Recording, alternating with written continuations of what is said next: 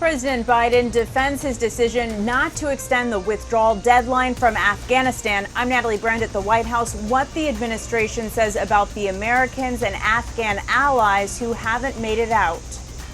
Plus, air ambulance services see an uptick in calls leading to more long flights.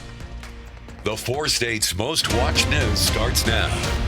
Air ambulance crews see an increase in long-distance flights. This is KOAM News at 5. At the end of July, we told you about the stress that the pandemic has put on ambulance crews as they've seen more calls and longer transports because of the Delta variant. Crews with MedFlight are also seeing more calls. Year over year, MedFlight has seen a 20 to 25% increase in all transports. And with hospitals in the region still dealing with the Delta variant surge, crews have had to fly patients farther. In the last 4 months, MedFlight's flight times have increased by an average of 44 minutes. That's more time in the aircraft. That's more time that resource is out of the immediate area, and it's a challenge to the team. Tonight at 6, we're going to hear from a flight nurse on how those increased times can impact what they do. Kansas Governor Laura Kelly announced today Kansans who get the COVID vaccine at selected Dillon stores will be eligible for a $100 incentive. The incentive will be broken up to $50 per dose for newly vaccinated Kansans ages 12 and up. The money will be mailed in the form of a Visa gift card. However, so far none of the select stores are in southeast Kansas. Exactly 30 years have passed since a woman disappeared from the Galena, Kansas nightclub where she worked. Carol Sullins was 18 years old when she was last seen at the nightclub on August 31st of 1991. In 2002, Donald Kidwell pled guilty to battery and interference with law enforcement for his role in Sullins' disappearance. Another suspect has since died, but still much of the case remains a mystery. A $30,000 reward is offered for information that leads to the discovery of Sullins' remains. Anyone with information should contact the Cherokee County Sheriff's Office. Nick Kelly joins us. Some of us saw some welcome rain today, Nick. Yeah, on the day that we were expecting just a few isolated storms down, Mother Nature always has the final say so. At least now we're dealing with mostly sunny skies as we get the evening hours underway. But this morning, the storms that we thought would take the I-70 route from Kansas City all the way across mid-Missouri actually took a dive right through the region. Thankfully, nothing too strong or severe, but some heavy pockets of rain at times. Plus, even though there's nothing on the radar right now, you can see a very thin line of reflectivity. That's an outflow boundary from the storms. That could try to spark a few additional showers just south of the region later on this evening, but at least we're starting off dry, and temperatures have rebounded a bit, but certainly nice to see a lot of 80s on the board to start the evening out. I see us falling through the 80s, 79 by 10, eventually down to the upper 60s to near 70 once again for tonight, Dow. We'll see if any rain chances linger into the forecast, including potentially the holiday weekend here in a bit. Catch you then. President Biden today said his decision to end America's longest war in Afghanistan was the right one, despite leaving some U.S. citizens behind. The State Department says it's been in contact with some of those Americans as the administration also vets tens of thousands of Afghan refugees. Natalie Brand reports from the White House.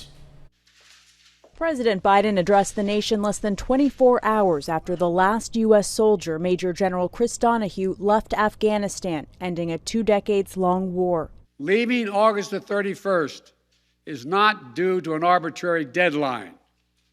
It was designed to save American lives. The administration estimates more than 122,000 people were evacuated, while around 300 Americans remain in Afghanistan. Americans need to be able to be brought home. This cannot be our history. This cannot be where this ends. The Biden administration says it will continue coordinating with international partners to ensure safe passage for any U.S. citizens and Afghan allies who still want to evacuate. We remain committed to get them out if they want to come out. The State Department has moved diplomatic operations from Kabul to Doha, Qatar. Critics of the complete withdrawal from Afghanistan worry that it will impede the U.S.'s ability to collect intelligence and protect against future threats. U.S. law enforcement officials confirmed to CBS News the Department of Homeland Security has issued warnings that extremists could seek to exploit the U.S. withdrawal from Afghanistan. DHS has deployed staff to assist in vetting the tens of thousands of Afghan allies arriving to the U.S. Natalie Brandt, CBS News, the White House. The U.S. can currently house more than 28,000 Afghan refugees at 7 military installations across the country. Officials are working to expand the capacity to up to 50,000. Residents of storm-battered Louisiana are trying to pick up the pieces after Hurricane Ida, and they're doing it in the blazing heat now. The biggest challenge is power. The storm knocked out more than 2,000 miles of transmission lines. 25,000 utility workers are making repairs and more crews are on the way, but it could be a month before power is restored. So far, Ida is blamed for at least 4 deaths in Louisiana and Mississippi. Coming up in Health Watch, bringing back COVID restrictions. Surging COVID cases nationwide are forcing officials to re-implement restrictions. I'm Skyler Henry in Washington as governments, schools, and industries roll out measures to ease pressure off of the nation's hospitals. And later, more employers across the country offer at-work childcare services to new parents. Topping today's Health Watch, even people with high-risk allergies can be safely immunized with the Pfizer COVID-19 vaccine. That's according to a study published today in the journal JAMA Open Network. Researchers found that 97.9% of their high-risk patients had no immediate allergic reaction after the first dose of the vaccine. 1.4% had minor allergic responses. Just 0.7% experienced anaphylactic reactions or severe allergic responses. There are nearly 130,000 new daily coronavirus cases in the U.S. and more than 100,000 people in the hospital. As the fourth wave of the pandemic intensifies, hospitals and healthcare workers are under enormous pressure, prompting more governments to tighten restrictions. The new mandates come just ahead of flu season. Reporter Skyler Henry has more from Washington. I can't do it anymore. I just can't. Nurse Amber Rampey has been working in the COVID unit at Northeast Georgia Medical Center for the past 20 months. She thought the worst of the pandemic was behind her. And although I'm used to people dying, I'm just not used to this many dying. Her hospital is now treating patients in the hallways and inside ambulances because the ICU beds are filled. Next door, Florida is leading the nation with nearly 11 new COVID deaths every hour. And now health experts are warning about a potential twindemic during the upcoming flu season. In an average year, the flu causes 30 to 60,000 deaths, 300 to 600,000 hospitalizations, and 10 to 15 million doctor visits. So you couple that with COVID-19 and it can really strain the system. And then there's the fact we don't know what happens when you get both. Is it a double whammy and getting people more sick? So we certainly are afraid. As the latest surge intensifies, more governments are imposing tougher restrictions, hoping to slow the spread of the virus and ease some of the pressure off of the nation's healthcare system. Pennsylvania has issued a mask mandate for all K-12 schools. Healthcare workers in Colorado must be vaccinated by the end of October at the condition of employment. Misinformation is literally killing people. People are making medical decisions off of things that are not true, and it is costing them their lives. And today, the San Diego Board of Supervisors is voting on a policy declaring public health misinformation a public health crisis. Skyler Henry, CBS News, Washington. The White House Coronavirus Task Force today announced an average of 900,000 vaccinations are being administered per day. That's an 80% daily increase compared to July. There was a big decline in solid organ transplants, including kidney and liver, performed during the first wave of the pandemic. A new study in the Lancet Public Health finds the number of transplants decreased 31% compared to the year before. Researchers estimate that resulted in more than 48,000 years of life lost for patients. A single glass of wine or other alcohol can immediately and substantially increase a person's risk of atrial fibrillation. That's according to researchers at UC San Francisco, who followed 100 patients with the heart rhythm condition who drank at least one drink a month. Of the 56 patients who experienced an AFib episode, They found it was about twice as likely those patients drank alcohol in the 4 hours before the episode. And that is a look at today's health news. A little bit later, gas prices are expected to go up temporarily in the aftermath of Ida. But first, we'll see if temperatures can go back up in terms of weather after our rain chances for today. Forecast up next. So Mother Nature decided to make this Tuesday a bit interesting. Let's just dive right in and figure out what on earth happened today on a day where we were expecting just slight chances for thunderstorms and highs back near 91 or 92, very similar to where we topped out at yesterday. We did drop back to 69 as advertised. We peaked at 85 to start the afternoon out, but then you see that sharp dive into the upper 70s before we topped back out around 88 degrees so far this afternoon. That's because of this complex of thunderstorms. It originated, if you remember from late last night, up in South Dakota and Nebraska. The original thinking was that this would stay along the I-70 corridor, work from Kansas City over to Columbia and collapse around St. Louis. But nope, it decided to take a dive right through the region. So for some of you, this was another good shot of certainly more than welcome rain. But on the average, still a 1/10 of an inch when you factor the entire region, it'll count. But the heavier pockets, anywhere from 1 inch to 2 inches in some parts of the region. But at the very least, we're starting the evening out on a dry note after that collapsing batch of thunderstorms rolled on through. But I'm switching modes on the radar to show you the storms themselves left behind this very thin line, scraping our very far southern and very western edges of the viewing area. That's outflow, the area of winds coming out from the thunderstorms. As some of you noticed before the rain came on down, that could try to spark a few more isolated storms in our very far southern counties later on this evening, but at least we're not seeing anything out there on the radar, and certainly nothing out there right now from 7th and Range Line. 88 in Joplin, feels like 90, but at the very least we're seeing dew points in the mid-60s. We'll certainly take that. Most of us are in the mid to upper 80s once again.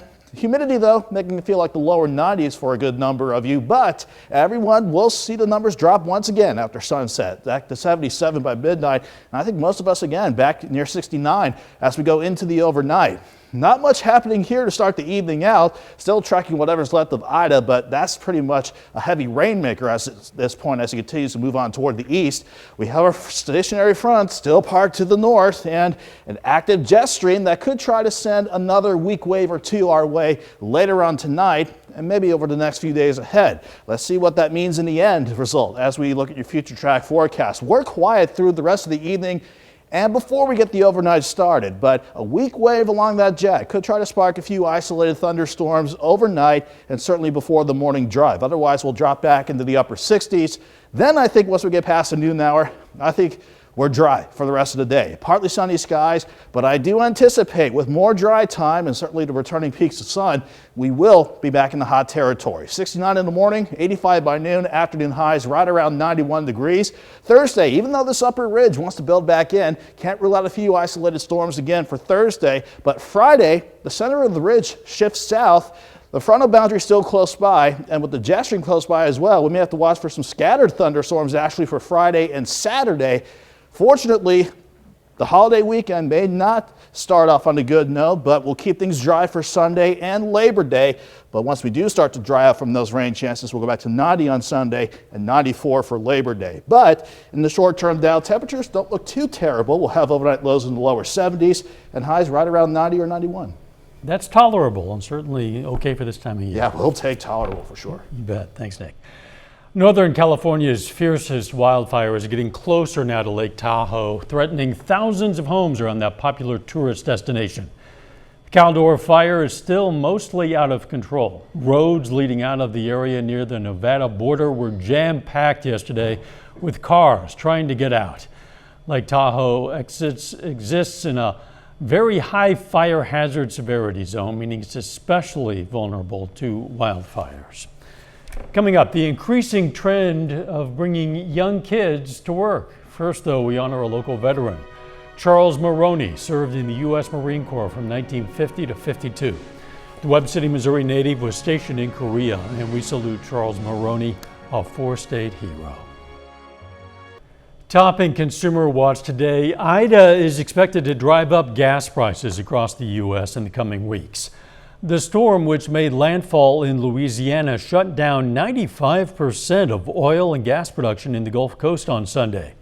Experts say the disruption could lead to a temporary surge in fuel costs. An analyst for Gas Buddy says prices at the pump will likely rise at least 5 cents per gallon nationally. The bleeding on the nation's balance sheet is expected to decline this year. The Biden administration is predicting this year's budget deficit will be $555 billion less than its May estimate. That's thanks to the economy recovering more quickly than forecast. Even with the improved projection, the deficit is still expected to top $3 trillion this year. That would be the second largest in history. With so many students learning remotely last year, the burden of childcare fell mostly on mothers. Well, now there's a renewed focus on childcare as many people get ready to head back to the office. Reporter Adriana Diaz, who is about to become a new mom, shows us one e-commerce company in Virginia with a creative solution. At the offices of Latched Mama, a maternity and nursing clothes company. You're so helpful. It's BYOB. Bring your own baby. Floor snacks are a thing. Is that at Latched okay? Mama. Yeah. Absolutely. Here, moms multitask as their babies lap it up through naps, in the warehouse, and just about everywhere. What's wrong? Melissa Wirt, once a stay-at-home mom, built this multi-million-dollar brand that way, bringing in 4 of her children to work when they were young, something she plans to do again. You're pregnant? Absolutely. And this is your number 6. Number 6. I don't know if we would have 6 kids. Come on, let's go. If it wasn't for Latch Mama and the flexibility. The flexibility to bring your child to work while their babies are toddlers, a work benefit she implemented in 2016. The amount of people that told me that it was a horrible idea when we started. And I looked at all of them and I shrugged my shoulders and I said, we're going to try and see what happens. What happened is her company was a success, growing an average of 86% each year, with 25 of her employees coming to work with babies in tow. Are you concerned about safety and liability? There's a waiver that's signed, there's liability insurance, but truly it comes down to trusting your employees. Hi, boys. Like warehouse manager Amanda Oberlees, who works alongside her 18-month-old Griffin. He's a part of the team. Does it feel that way? It does feel that way. Is he our best employee? No. No, he is not. Some other companies from coast to coast have similar policies, like software development firm Tilda and the organic skincare brand Badger. Before COVID, both allowed babies up to 6 months old, and at least 6 state governments also let workers bring in babies before the pandemic.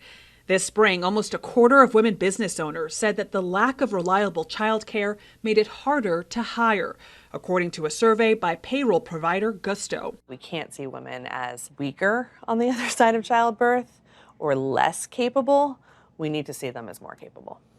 She hopes the work world after COVID can invest more in supporting new mothers. Adriana Diaz, Midlothian, Virginia. In that Gusto survey, 74% of women business owners said they adopted some form of family-friendly policies over the course of the pandemic. CVS is capping the number of COVID tests consumers can buy. The drugstore chain is now limiting purchases to 6 tests at most online, and according to Bloomberg, consumers can purchase only 4 tests in person.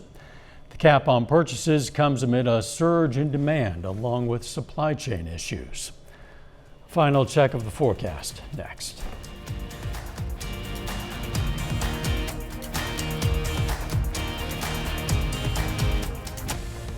The CBS Evening News is next. Then on KOAM News at 6, Missouri is near the bottom of the nation in nursing home staff vaccination rates. We're going to hear from an area health expert on the situation. Plus, we'll have more on the increase of calls air ambulance services are receiving and details of an event at the Pittsburgh airport to honor a local World War II veteran. Stay with us. CBS Evening News, KOAM News at 6. Boy, it was nice to get some rain, even if it was short-lived for much of the area today. Yeah, and now we just unfortunately have to back things down to maybe a few isolated storms, especially late tonight into tomorrow morning. For those of you that want some dry time, though, I think tomorrow afternoon is looking okay, but we have to go back to highs near 91.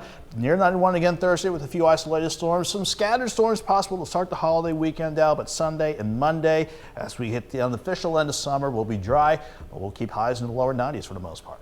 Thanks, Nick, and thank you for joining us. The CBS Evening News is next, and of course, we're going to be right back here for KOAM News at 6. See you then. Let's make it a great evening.